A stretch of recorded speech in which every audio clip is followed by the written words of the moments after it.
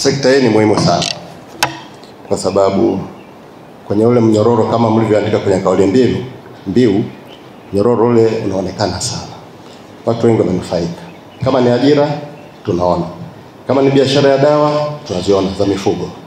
Kwa hiyo endelee kufanya utafiti wa kutosha kwa sekta hii ili tuendelee kunufaika. Tunaomba sana. Hiki ni kitu kikubwa sana. Tafiti zenu ni tija kwa nchi. Uchumi utakuwa kwa sababu tafiti inaenda kwa wingi sana. Yote ambayo mmeyapata kwenye kongamano hili na mkutano mkuu, jamani, yawe ya faida kwetu. Yatumie,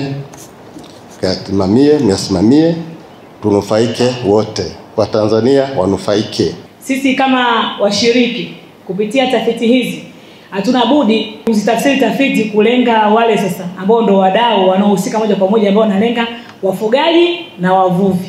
Tutakaporudi sasa katika maeneo yetu ya kazi, lazima tukae, kwa sababu katika tulipokuja hapa hatukuja wote kama idara au kitengo.